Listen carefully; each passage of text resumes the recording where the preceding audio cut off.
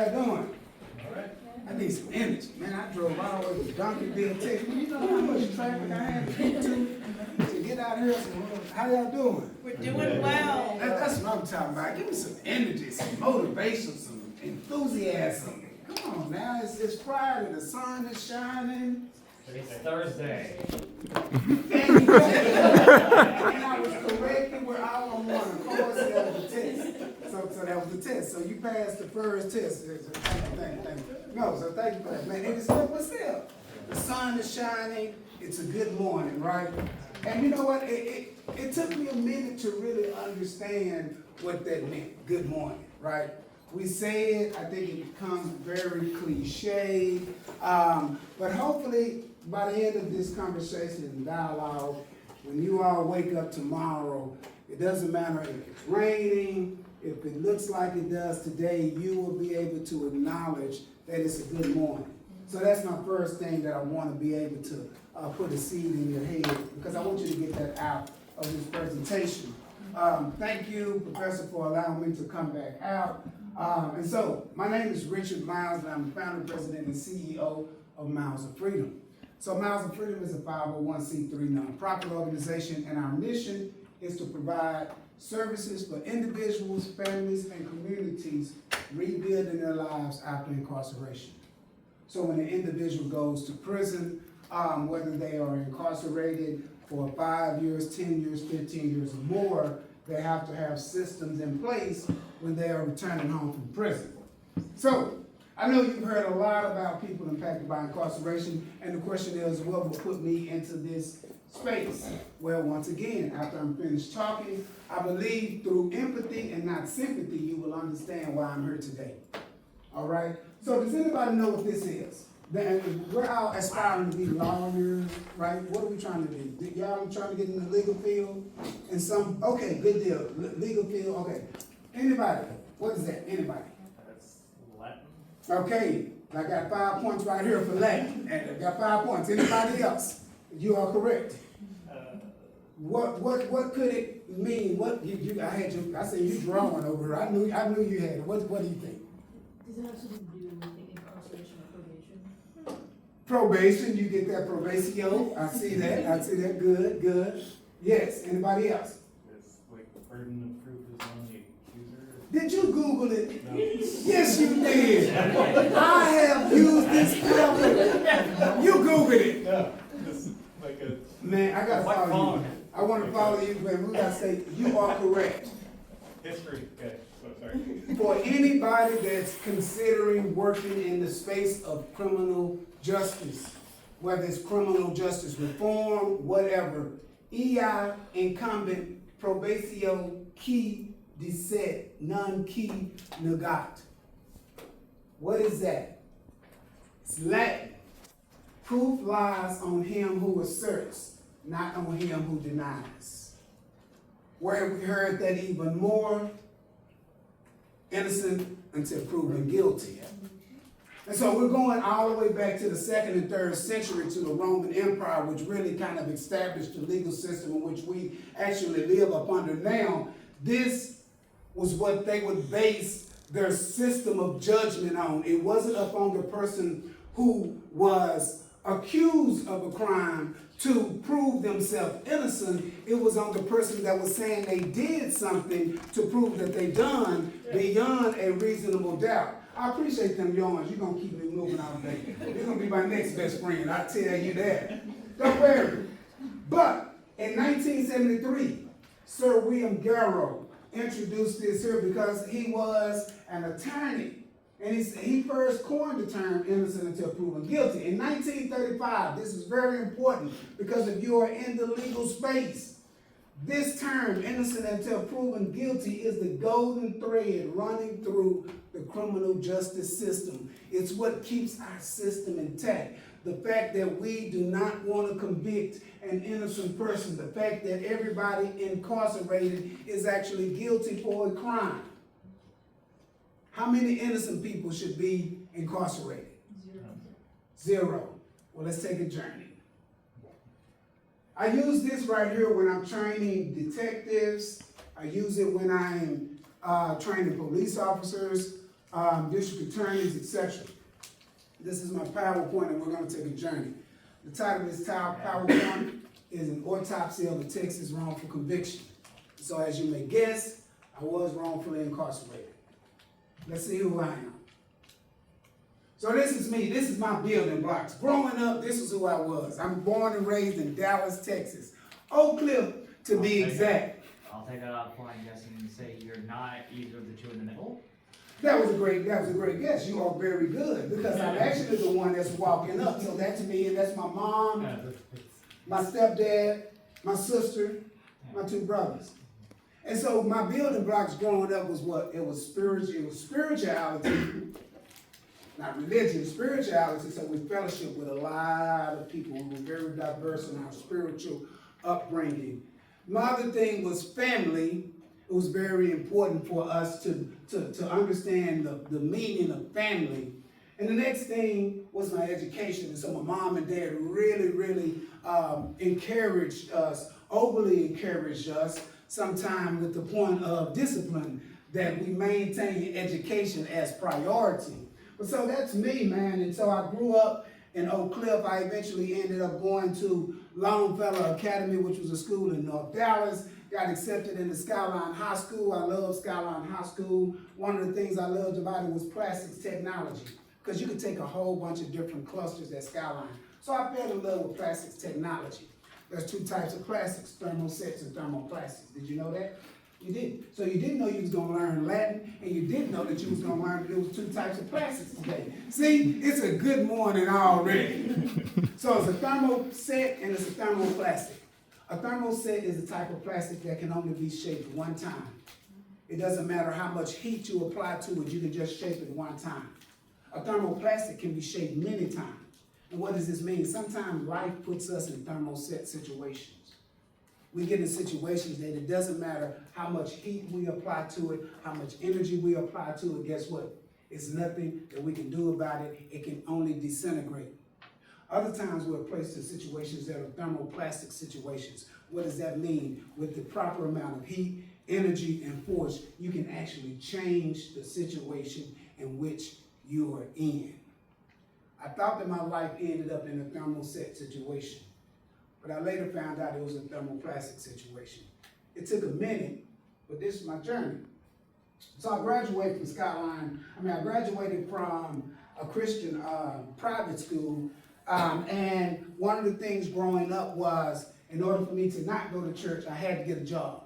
So that was the only compromise in my house. So I got a job at McDonald's. I'm making $4.25 an hour. I graduated, and I told my mom and dad, I said, hey man, I'm ready to go. I'm getting ready to go to TSTC in Waco, because that's the college that you would go to if you wanted to further your education in plastics technology. Got my job at McDonald's. Talked to my mom and dad. I said, hey, I graduated. I got my job. I'm ready to go.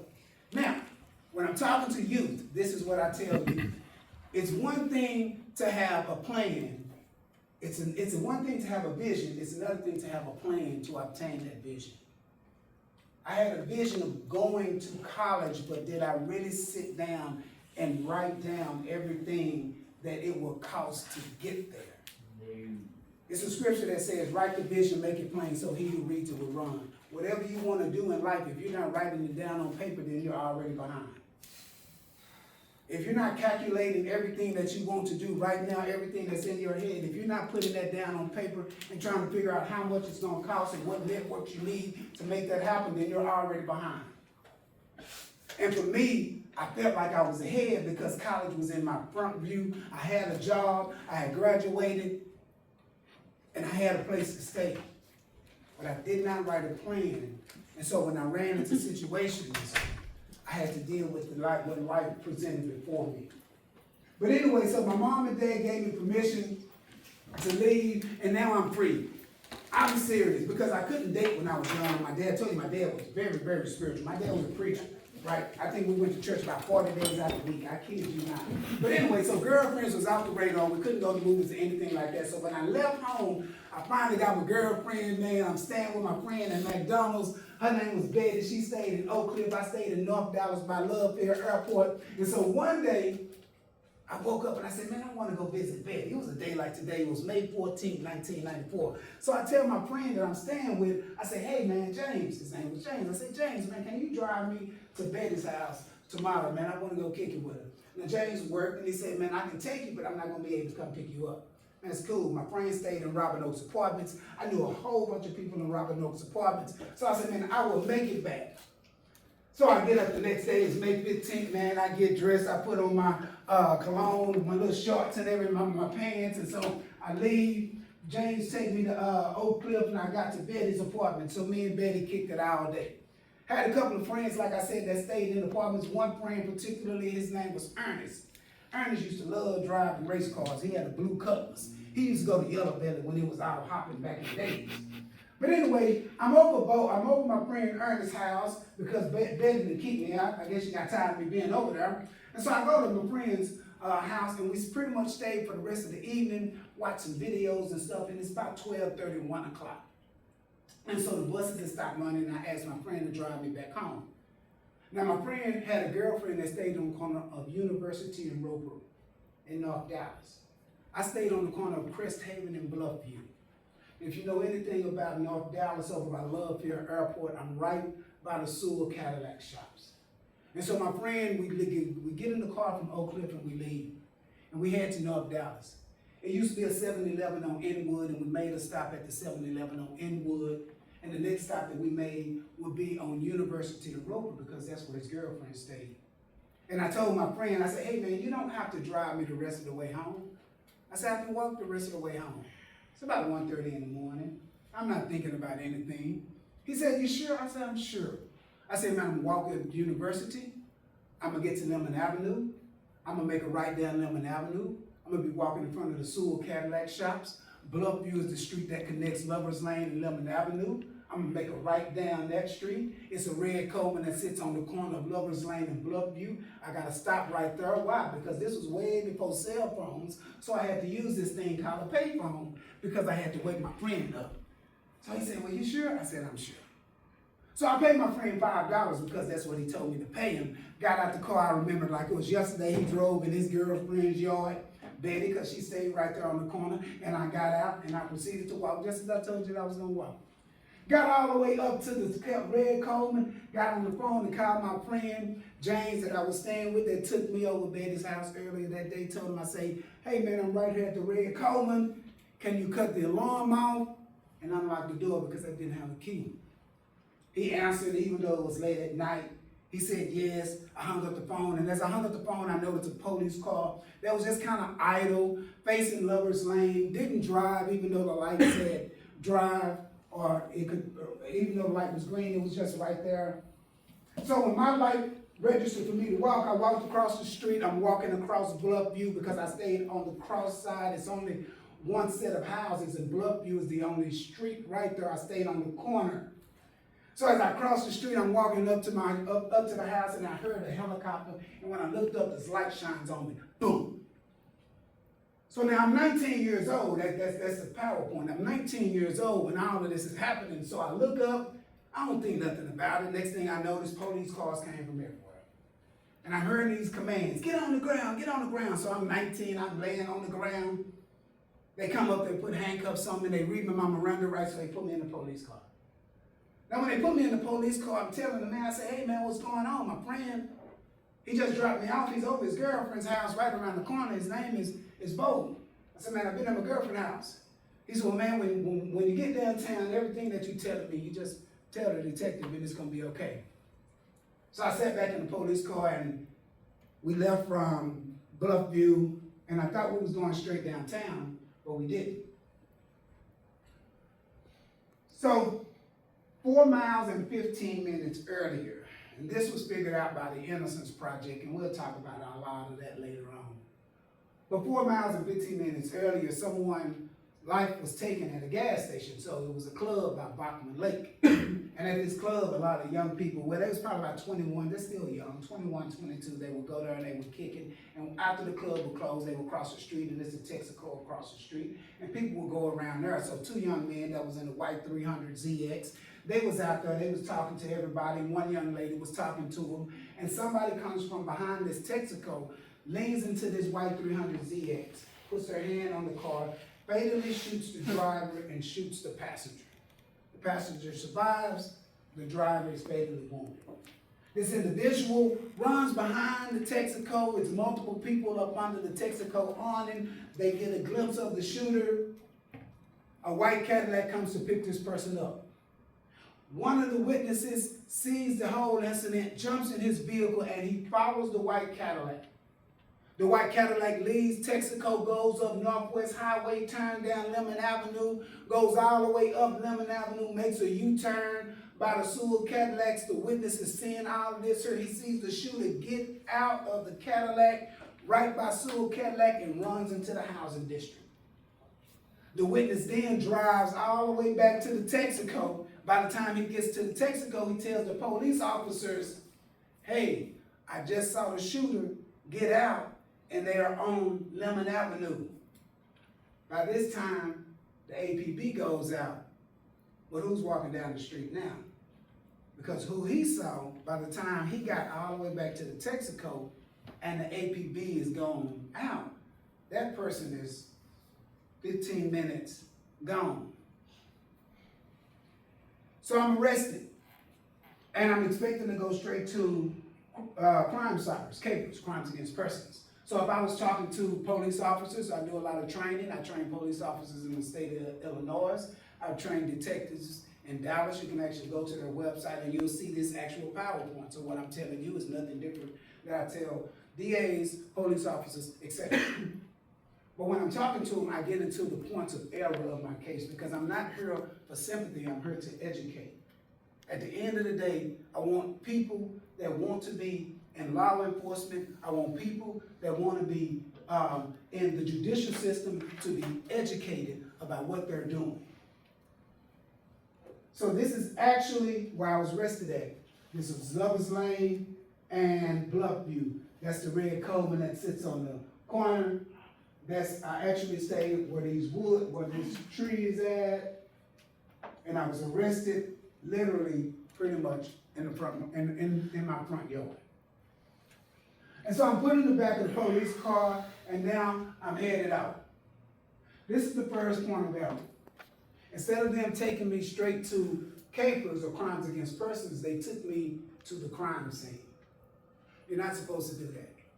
As best if you are an arresting officer, make sure that you secure the identity of the suspect by taking them straight to a place where no witness's identification can be tainted by your procedures. The most that you can do as an arresting officer is make sure when you show an identity to a witness that their identification is not because of anything that you've done. Their identification is based upon them viewing a crime. When I was taken to this crime scene, they took me out of the police car. And I noticed a lot of ambulances and police lights, etc. And somebody comes behind me and they just put some stuff on my hands. I later learned that this was a gunshot residue test. Now, the type of gunshot residue test that they used is called an atomic test. And it's an AAS, that's the acronym for it. Now, they do not use that test anymore. They use another type of test, and the acronyms is SEM. So the AAS, it basically destroys the elements that they're trying to test. The SEM keeps the molecules, etc., together so that it's a better outcome. You get false positives when you use a gunshot residue test with that's using the AAS procedure. They use that procedure on my hands. Keep that in your head. They put me back in the police car, and remember, they took me out of the police car. They put me back in the police car, and they took me then to homicide. What I didn't know was there was one witness behind the Texaco. Now, all 10 witnesses that was talked to by the detective told the detective that the shooter was 6'2", 6'4", real dark complected, had on a white shirt and shorts. If you look at me today, I'm not 6'2", I'm not 6'4", I'm not real dark complected. So my first question and my first reality is, I should not have ever been arrested. So now we're thinking about cognitive or biases when you say that the shooter was a black male and you can't differentiate between dark skin or light skin. Because if he's 6'2", 6'4", real dark complected, how did you pick up a man who was 5'5", 5'6", brown skin? Now, this came from all 10 witnesses. All 10 witnesses gave this identification.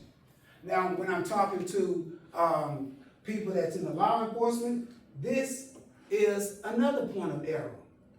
This is what you call a photographic array. Can anybody tell me what's wrong with this picture? What's wrong with this? Anybody tell me what's wrong with this photographic array? Yes. Some of them are wearing a white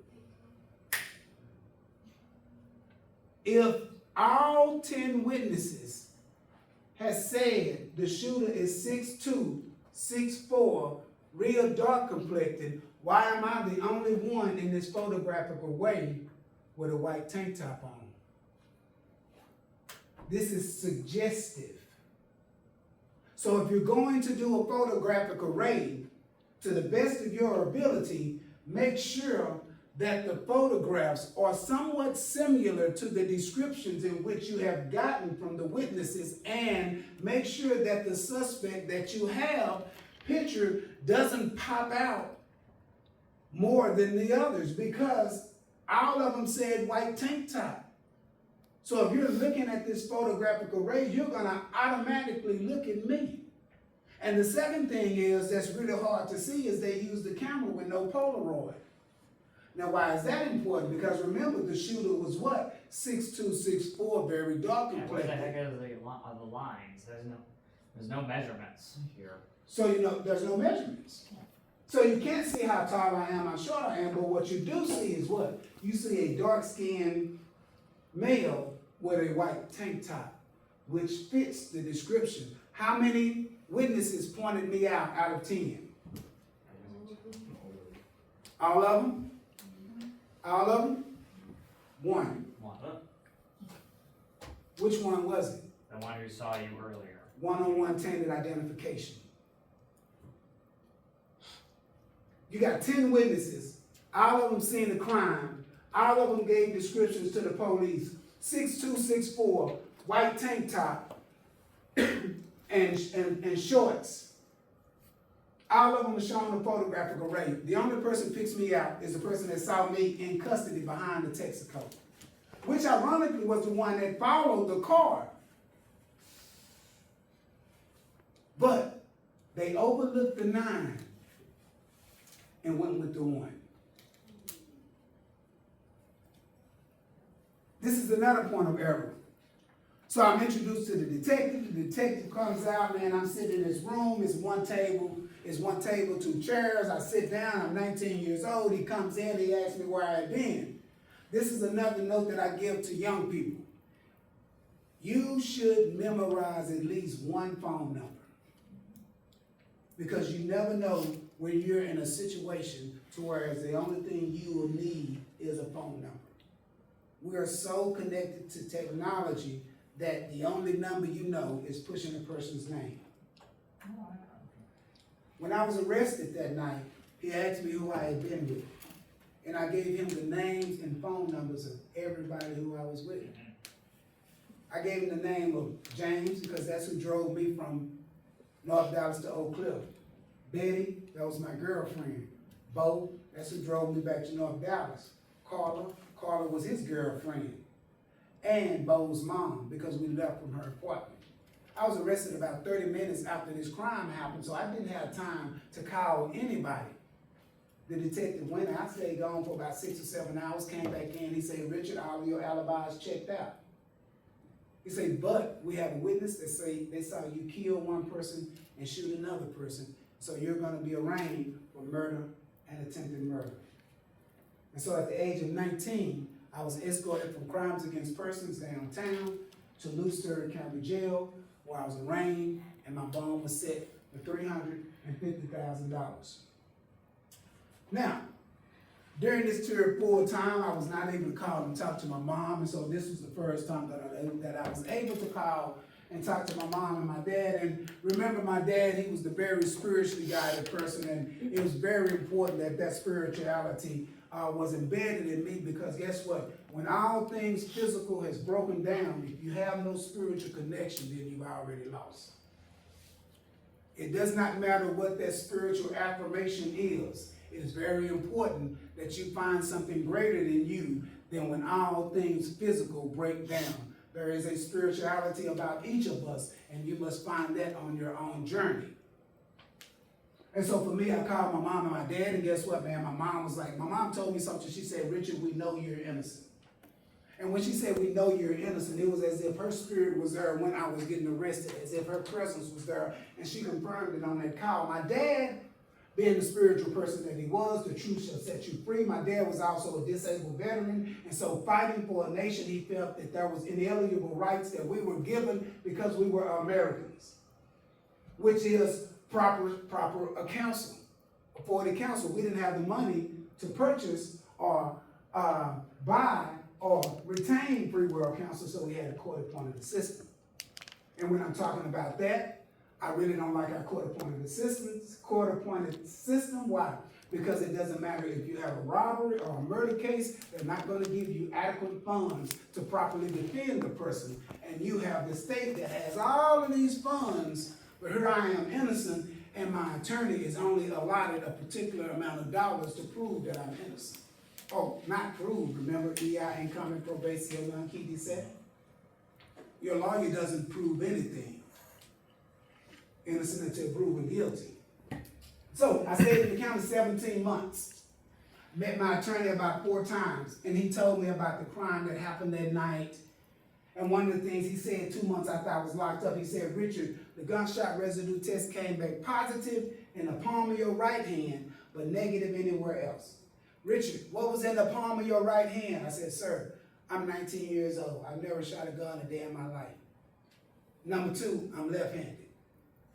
Number 3, we go back to that test result, the AAS versus the SEL. I want you to educate yourself in that science right there to understand the difference in those 2 tests. Because it was a cross-transference contamination, I still had the handcuffs on when they did the test. And experts say you are not supposed to do a gunshot residue test when a person has already been in a police car, because you never know what's on the seats that could contaminate the test. You're not supposed to do a test with the handcuffs on, because you stand a chance of the metallic being caught up with the handcuffs that could contaminate the test. So if you're doing these types of tests, make sure you're doing it in a controlled environment, because you don't want a false positive result. But even with that, with the amount of bullshit, with the amount of bullet, I was going to say something else, with the amount of bullet case shells, it should have been way more gunshot powder only. So what was in the palm of my hand? 2 months after I was incarcerated, that gunshot residue test should have came back within 72 hours. Why did it take 2 months?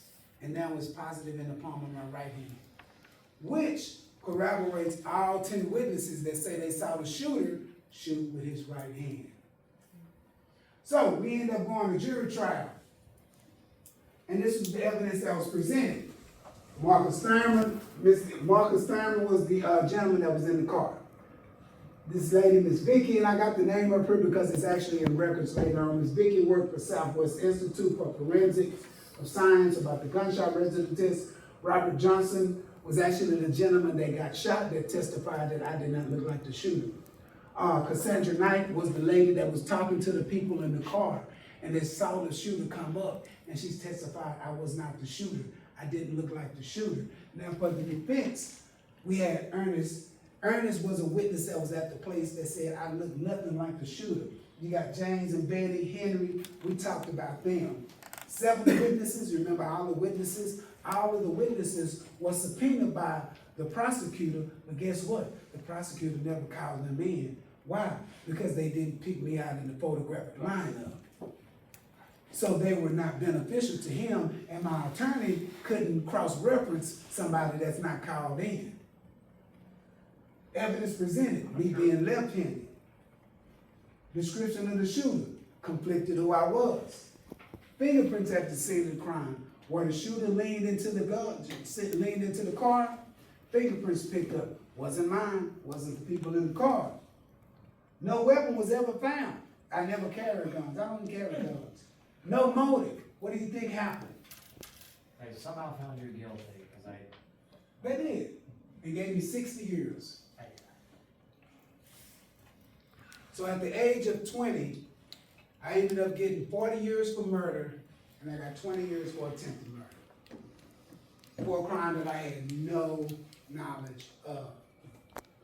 Now, as I took y'all on that journey, the interesting thing is while we can be upset with the arresting officers, the ineffective assistance of counsel, the overzealous prosecutors, we also got to consider that I had a jury trial, and we have jurors, and we got to understand that reasonable doubt means what? EI common probation non qui dissent. If you are a juror, all evidence is not fact. And you have the right as a juror, if some evidence come across your table and you are a juror, excuse me, Mr. Prosecutor, I do not understand how this gunshot residue test is only positive in the palm of this person's right hand.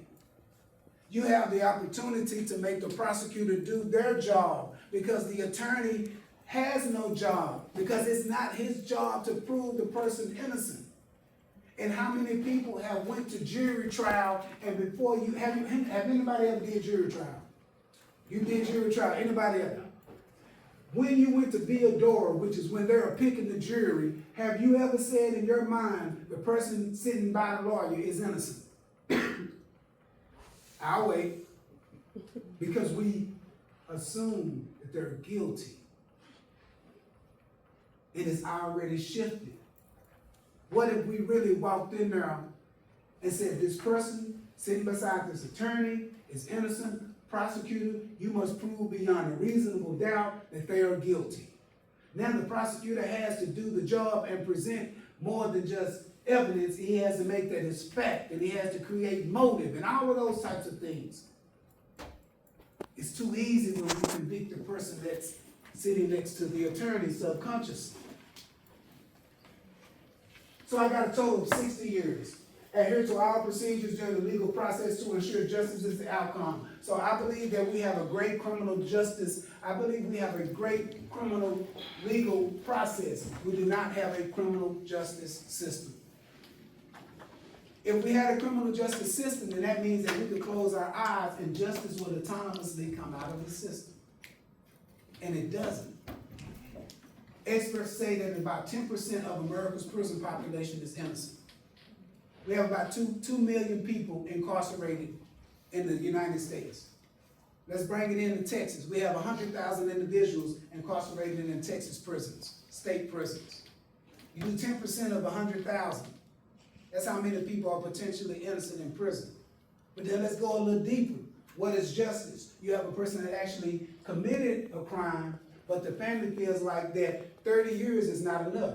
They want a death sentence. Let's go back to the Robert Roberson case, which is right now. A man that's potentially going to get executed next week for shaken baby syndrome when they've proven that the science that was used to convict him years prior is not even relevant right now. What is a criminal justice system? I believe we have a good criminal legal process. What does that mean? A crime happens, an APB goes out, a person is arrested, they're interrogated, they get an attorney, they go to jury trial, somebody says that they did it or whatever, you got a judge. It's a great process, but sometimes the people behind the process are not effective. Henry Ford created the automobile to better allow us to move around, not to have crashes. It's the people behind the wheels sometimes that cause fatalities. And this is why this is an autopsy of a Texas wrongful conviction. So I ended up going to Cofield Unit. Cofield Unit is one of the biggest prisons in Texas. It houses over 5,000 men on this one unit. I was 21 years old when I hit this unit. The first person I met on this unit the first day was a guy named Benjamin Spencer. Benjamin Spencer worked in the barbershop. Benjamin Spencer cut hair. And so when I got to the barbershop, I pretty much told Ben everything that I told you guys. When Ben finished cutting my hair, Ben told me, he said, man, if you really innocent, he said, I'm innocent too. And he wrote this address down, 221 Witherspoon, Centurion, which is an innocence organization in Princeton, New Jersey. Now, if you follow the innocent movement, Benjamin Spencer was exonerated 2 years ago. He did 33 years in prison for a crime that he did not commit.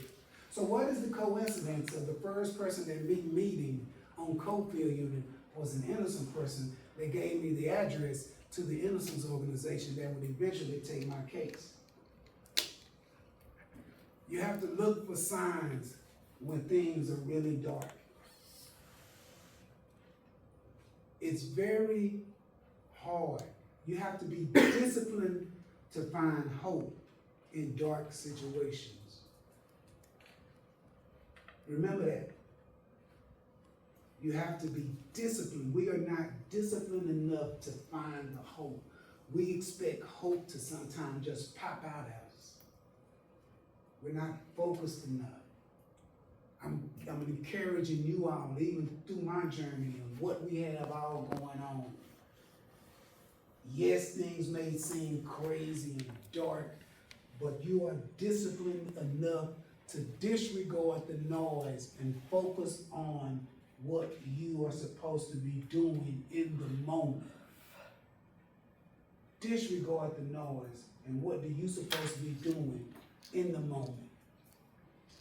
So I wrote Centurion Ministries back in 1997, and they wrote me back and they said, due to an overwhelming responses of actual innocence, it takes a minimum of 10 years before we're able to take somebody's case. Well, guess what? The state of Texas gave me 60.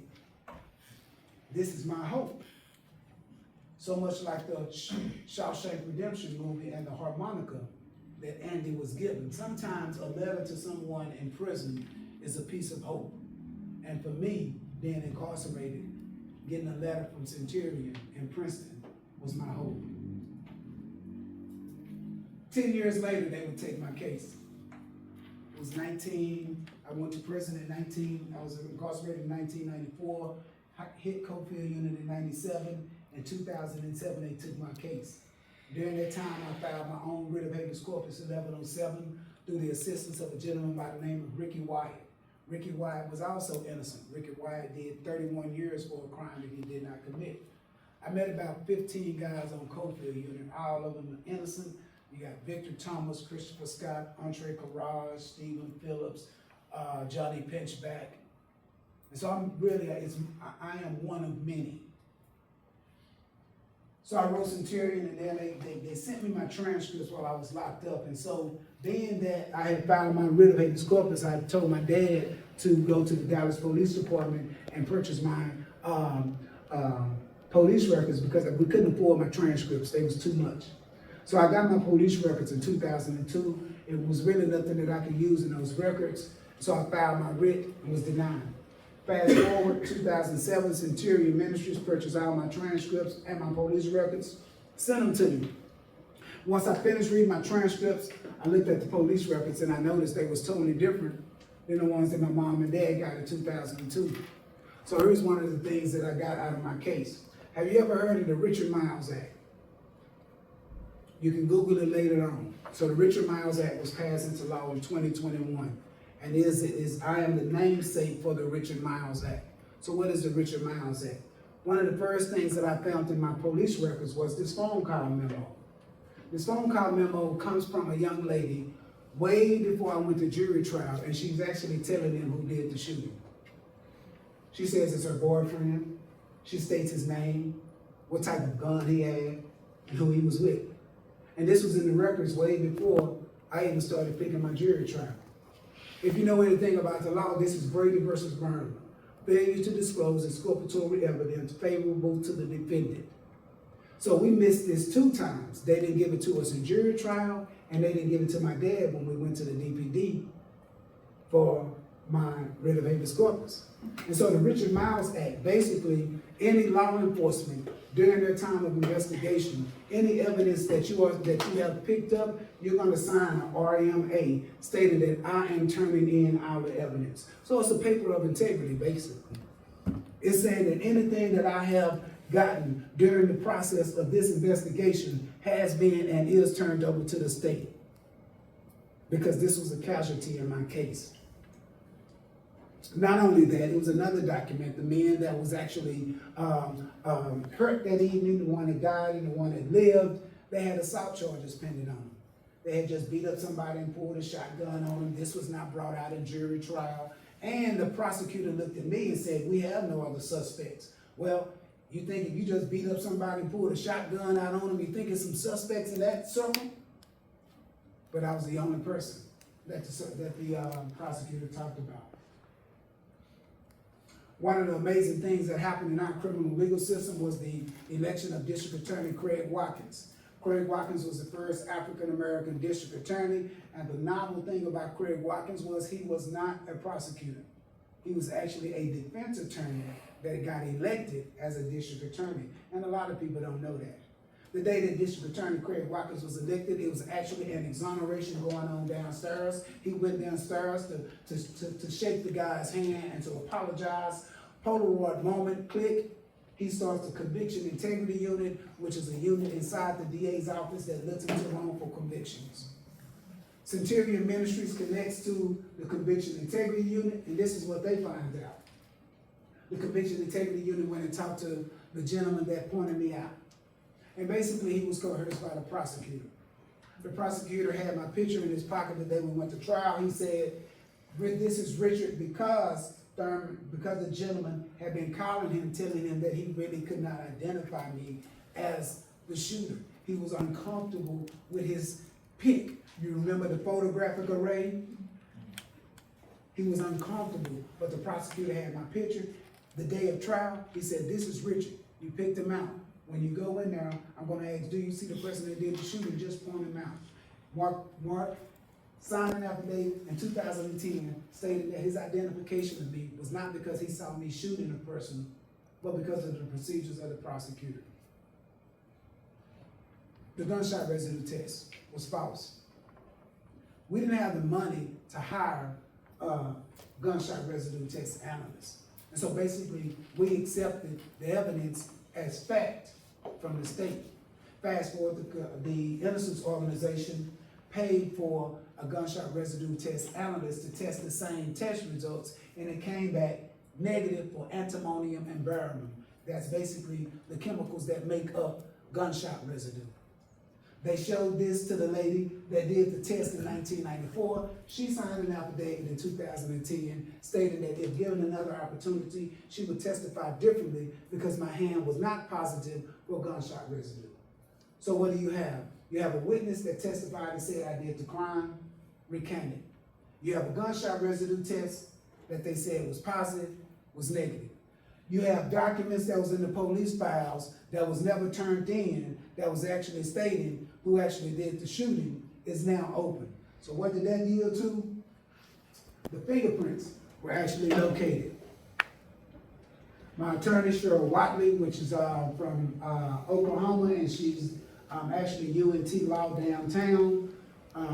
She found my writ, Brady violations, actual innocence. If you're into law, my case is the first non-DNA, no confession case in the state of Texas.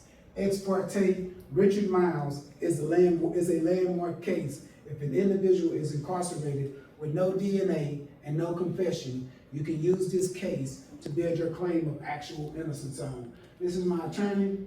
That's my mom right there. So, I'm gonna close with this here. My dad passed 6 months before I got out.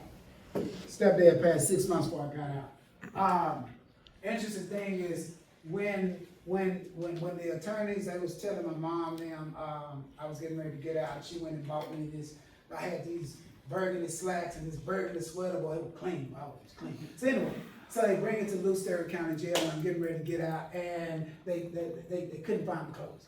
And so, ironically, my mom had bought an extra set of clothes, and so I put it on, and so it's a picture that you will see out there in the internet, and it's actually when I'm getting out, and I got a red chain bag with me, and I got this just big blue shirt on, these big pants, and so later on that night, me and my mom were sitting down, we're watching the news and stuff, and reminiscing, and I said, man, Mom, where did those clothes come from? What is that? And my mom said, you know what, man, I just went and got some of your dad's clothes. And so the irony of that is this here, even though my dad wasn't physically there with me, I was clothing my father. And you all will get that sometimes in walking this journey.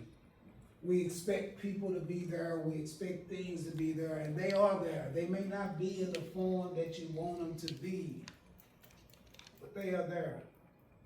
And you got to know that you are bigger than anything that you will go through. If you remember that, outside of everything that we talked about today, the wrongful conviction, ineffective assistance of counsel, we can go down through the line. That's my journey. What I want to give you all is the words to move forward. Be who you can be. Unite. Disregard the noise and stay focused. All right? All right, man. Let's clap it up.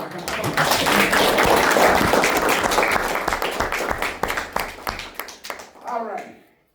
Deep breathe. Yeah. Any questions? What's my time frame looking like? About 30 more minutes. 30 more minutes. Thank you. Yes. What's the actual suspect's cause eventually? So he asked about the actual suspect. So one of the tasks of the Conviction Integrity Unit, the person was actually in Florida by then. So they went and talked with the person in Florida. One of the things in the report was the individual was very dark complected, slim build, seemed to be very athletic. That was important because that description fit the description that was given years prior. The bad thing about it was no other evidence that they were willing to push forward with outside of the document that was in my police files. So they couldn't pull together other witnesses, etc. So they did not pursue a conviction, but they had enough to know that they had the wrong person. But great question. Anybody else? You got to have a question. All them sounds you didn't make it over there. You got to have a question. I'm just letting you know. What you got? Oh, nothing. I was stretching. I'm so sorry. Oh man, I thought you had a question, man. All right. Yes, sir. How long did the investigation take? So when you say, for Centurion, which one? Which investigation? So when they arrested you, how long were they investigating? So I was arrested May 15th, 1994. The gunshot residue test, I'm gonna say was, the last piece of evidence, and that was like 2 months. Yeah, so a lot of the evidence, I really don't know how long they actively investigated, because it's some more, so like the documents that you saw in there, that I showed, one document they had actually the next day, which was the assault charges. So they saw that these people had pended, and so they had evidence. How far they did their investigations, I don't know, so I really wouldn't know how long, but I do know it was 17 months from the point of my arrest to the point of me going to trial. So that process right there. Did that someone answer your question? Okay. Yes, ma'am. Okay, I have 2 questions. Mm-hmm. The first one is, are you kind of glad this happened because it made you who you are today? This experience made you help other people? Mm-hmm. I wouldn't say glad. Glad is a deep dig. You know what I mean? It's somewhere underground. Yeah. I will say this here, I'd be I would happy say like to be that. able to turn it into something, but it's like, Transformation. I'm not happy that it happened, but I'm glad I was able to make something out of it. Get some good, make good out of it, out of that. I can follow that train of thought. I can follow that. I would say that I've always knew that I was going to be a successful person, but I'd rather be an impactful person. I'd rather my life to be impactful than successful. And because of the journey that I've experienced, I believe that I'm leading an impactful life. Now, am I glad that it happened? I'm glad that God covered me while it happened. Because had he not covered me, then I wouldn't be here to tell the story. I see y'all got that. It was like this deep moment. It's like that very bad choice of word. Very poor choice of words. And murder is like very poor choice of words.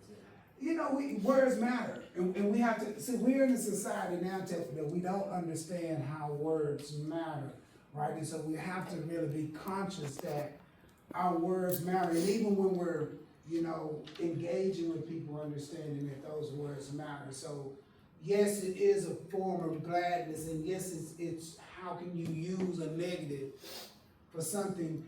The challenge is, how do you use a negative for something that's positive for others? How do you use a negative?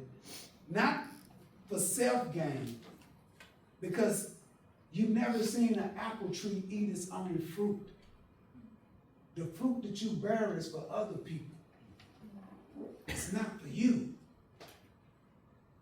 So what fruits are you producing, and what's happening when people eat out of what you're producing? Are you producing something that's sustainable, that's going to allow them to live, or are you producing bitter fruit? I could not allow my life to produce bitter fruit. You know? Anybody else? See, y'all didn't know y'all was getting all this. I know I'm in charge. It's way now. Yes, then I'm come back to you. Yes. How long after you were released did you decide that you wanted to shed light on wrongful convictions, and then how has it shaped you into the person you are today? That's a great question. So the reality is, so one of my great and dearest friends passed in 2017, Mr. Aubrey Jones. And so I met Mr. Jones while I was in prison. And Mr. Jones, when my dad passed, my stepfather passed, he was there for me. Through my legal journey, he was there because he was wrongfully incarcerated. And so we just had this common bond. But what we saw was this revolving door of the prison system. Because a greater injustice than an innocent person in prison is the culture itself in which they are in. And so for me, while I was wrongfully incarcerated, the culture in which I had to live in was even worse than being wrongfully incarcerated. Because you have over 100,000 individuals that's impacted by this culture. And so what we saw was this revolving door. So Mr. Jones and I, we was like, man, when I get out, man, when we get out, we got to do something. So Miles of Freedom doesn't only help guilty people, innocent people, we help anybody that's returning home from prison. Why? Because the experience in prison, and I'm going to say this here because we're in an educational environment, and you got to understand this here. The 13th Amendment says what? Slavery and involuntary servitude has been abolished except for punishment of a crime, which means what? You can put a person back in a culture of slavery once they're convicted. We got to understand the laws and what it means. So what was the culture? Disassociation from family, lack of education, improper medical assistance. Those systematic things that kept a population disconnected from society, and then when they were released, I guarantee you, was no jobs that they could go fill out an application for. That system is perpetuated today. So to answer your question, my journey showed me our system from an unbiased perspective, because I should have never been there, but I understood the gaps. Our place of incarceration is only to incarcerate. We have to be the ones to help with the rehabilitation. People reach redemption before they reach rehabilitation in prison. they would grapple with what sent them there and be redeemed, whether spiritually or whatever.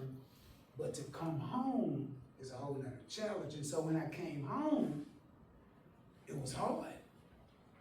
I went in at 19. I walked out of prison at 34. Just take that into, download that. That's 15 years disconnected from society, from technology, talking with and socially interacting with women and all of that. And I know if I experienced it, you got 100,000 other individuals, and here you got over 300,000 individuals on parole, and you got a system that don't understand why people are going back. How can my experience disrupt the narrative? So my experience, empathy over sympathy, encouraged us when I got exonerated. So when you get exonerated, you get a check. I got a check. For 15 years, they gave me $1 million.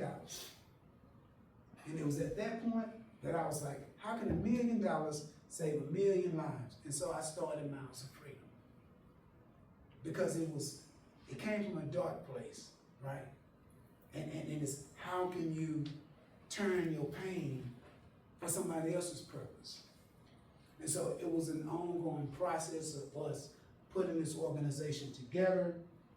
To date, this is our 13th year. We're actually having our 25th celebration, our 13th year celebration, October 25th. And since my good friend is over there taping, you can go right now to www.milesofreedom.org, click the link celebration, and get you a table on sponsorship. But yeah, so we are celebrating our 13th year celebration coming up. We've worked with over 3,000 individuals over the past 13 years. We have about a 6% recidivism rate amongst those individuals.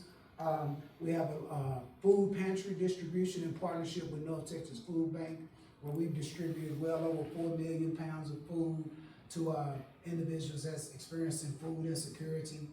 Direct case management services, we're located at the Martin Luther King Jr. Center, and so they assist with everything from securing your driver's licenses. We really want to walk with the individual and family and be in the community. And so, in the short answer, my experience overall really created this space of empathy. And when my dad passed, you know, it's the dudes that I grew up with. We working in the fields together, and they held me up, so who am I to leave them behind? I know that was a long answer, but it got me kind of bubbling up. But hopefully I answered it. Yes, sir.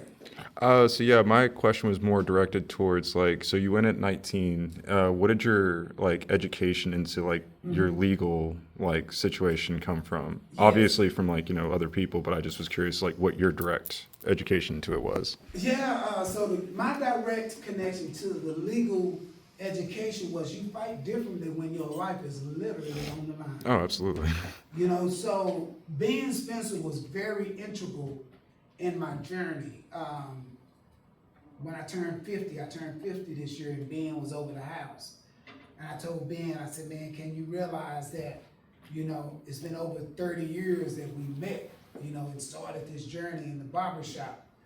And Ben tells me when I was 21 in the barbershop, he gave me the address to Centurion, and then Ben said, your direct appeal is gonna get denied. Because when you go to jury trial and you lose your jury trial, you automatically get a direct appeal, and then if you don't have the funds for a pre-world attorney, then the courts will appoint you one. So I'm appointed an attorney for my direct appeal, and I didn't want to hear that my appeal was going to get denied, but Ben had been walking that journey 10 years. When he met me, Ben had already been locked up 10 years fighting. And you talk about where I get my energy from, it's from the men that was already down there walking this journey.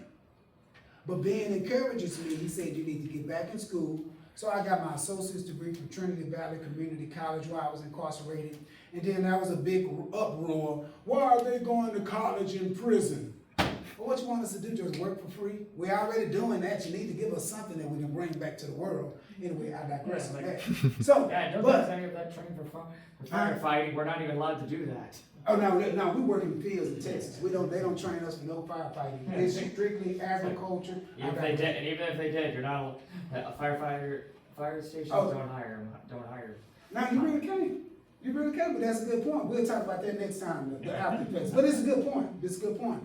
So, in regards to the legal journey, so Ben encourages me to get in college, and then Ben says you need to go to the law library. And I have never opened up a law book in my life. But he connected me with Ricky Wyatt, which was the other innocent person in the law library who's a writ writer. And Ricky Wyatt sat me down, he taught me about shepherdizing cases, which is looking for older cases. He said you need to start with Brady violation, you need to look at Strickland versus Washington, which is the actual ineffective assistance of counsel test. You need to look at Herrera versus Collins. So he gave me all of these cases, and I'm literally writing them down. And then he gave me this kind of like folder that you fill out and you send it to the Court of Criminal Appeals. And so my journey of my legal fight was through individuals in prison, but because I think and I know my journey graduating from school, so I was blessed that I made it through high school, right? And so education is important. Even in places of incarceration, education is, and not just knowledge. We think knowledge is all we need. No. If you never implement what's in your head, then you just a walking blob. Because it's just sitting there waiting to be implemented. Right? But so that the implementation of life and education was what allowed me to learn and really, I think, jump into those legal books. But thank you, great question. Thank you. Yes, ma'am, then I'm coming back to you. Looking back at when you went to trial, do you ever think that there's something your attorney could have done differently, or if they didn't do enough? Oh, yes. Oh, yes. One of the things I did learn in my studies of law was the fact that we had no other evidence. We had no other evidence connecting me to the crime but one witness. For some reason, my attorney was not allowed to talk to the one witness. So we didn't know what this guy was going to say when he got on the stand. I think that from a legal perspective, my attorney should have talked to that one witness to figure out what, not to try to persuade him, but to figure out what his testimony was, right? The other witnesses that were subpoenaed, that came, that told the detectives that the shooter wasn't, they were there, but they were never called in to testify. You know, the gunshot residue test. Once my attorney saw that this gunshot residue test came back 2 months after I was incarcerated, he should have tried to get this rechecked. So it was a lot of things. I think that because it goes back to money. At the end of the day, if an attorney is a court-appointed assistant and they really believe in a person's innocence and they only have a particular amount of money that they're allotted, would they take off their food table to make sure that that person's life is saved? Probably not. And so at the end of the day, those are the sacrifices that you all have to think about. When you're thinking about becoming an attorney and representing individuals, and you're in a court-appointed assistant's seat and you're only given a limited amount of dollars, you know, those are the critical moments, man, when you know that your resources are not enough to really prove that this person is innocent. And so what does that look like as y'all grow in this space? How can y'all begin to look at that piece right there to better help this court-appointed assistance structure that so many people have to use, you know? But yes, I think it was a lot that he could have done. Yes, ma'am. Do you have any forgiveness towards like the arresting officers, the prosecutors, that one witness? Like, are you like, hey, like I know, you know, do you forgive them for wrongfully convicting you, for wrongfully arresting you? I had to, because that's how I'm here today. You know, You can Google later on Fox 4 News, Sean Rapp, Richard Miles, and Tom Diablo. So I actually met my prosecutor. He friend requested me on Facebook years back. I accepted the request. I remember when I was finna accept it, I was gonna go, my wife said, "No, what are you doing?" I said, "Man, send me a friend request." "What are you doing?" I said, "It's Facebook. What are you talking about?" So I accepted it, and October 2nd is National Wrongful Conviction Day. So remember that next year. Every October 2nd is National Wrongful Conviction. So remember this day when this comes around. But I posted on Facebook, 7th, October 7th, yes. So I put on Facebook, I said, in acknowledgement of National Wrongful Conviction Day, I would like to speak to my prosecutor. Would love to talk with him. He inboxed me. I didn't know it was gonna happen like that. So he inboxed me. Phone number, I'm sweating. Like I'm going back to trial. So you already been to trial, what you doing? So anyway, I called him and we had a conversation. When I met him, you know, it was very interesting because I'm at the point in my life now where I have no expectations of others. The only expectations that I have is for myself. Making sure that I show up in person, make sure that I'm my best at all times. And so when I was given an apology, he said that he apologizes for what happened to me. And he said, had the Richard Miles Act been in place back then I would not have been found guilty. The interesting thing was the apology wasn't an apology of ownership, but it was an apology acknowledging something wrong happened. And so I ran with that. And he's like, man, whatever I can do. Bing, and the light went off in my head, just like that. Bing. And so we coordinated a conversation between myself and the prosecutor, and we talked about my case, which I feel was way more impactful than walking around being angry. I went through 4 different phases. Anger, depression, it was fear, anger, depression, and evolution. Fear, absence of knowledge. When I went to prison, I didn't know anything about prison. After about 5 years, the fear of doing time leaves because you understand the system. The challenge herein is where we get into recidivism and institutionalism, but that's another discussion. I'll put that to the side. So the fear left, and now I'm dealing with the anger. Everybody goes through this phase, but they're either angry at themselves because they caused an action that sent them to prison, or you're angry at the police officers, the detectives, and all of that. And what you learn is anger is not an emotion to rest in.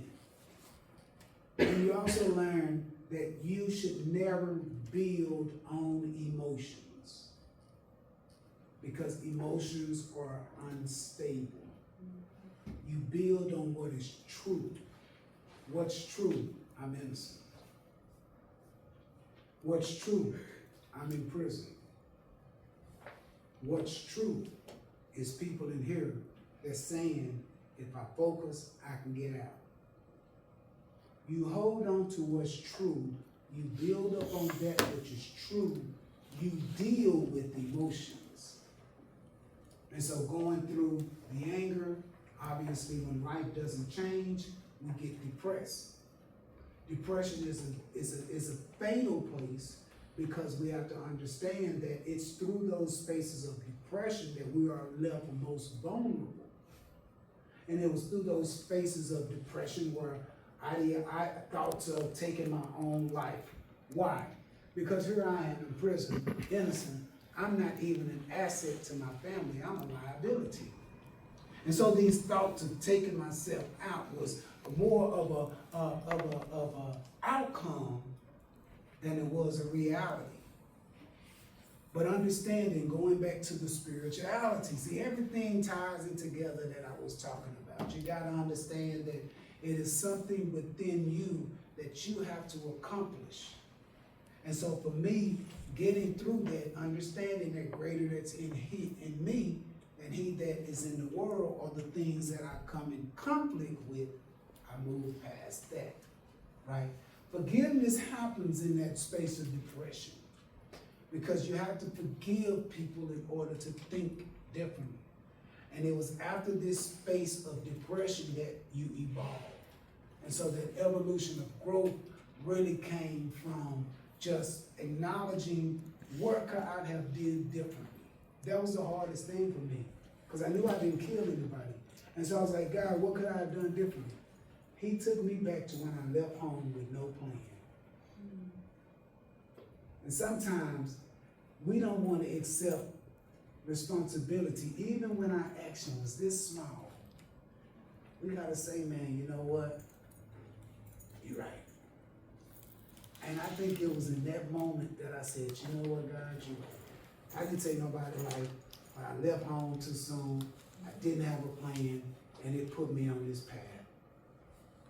And that reality, that accountability, that space of humility, I think opened up doors that I personally never know would happen. Spiritually, mentally, physically, emotionally. Anybody else? All right, this y'all, you may not, oh, I knew it was gonna be over.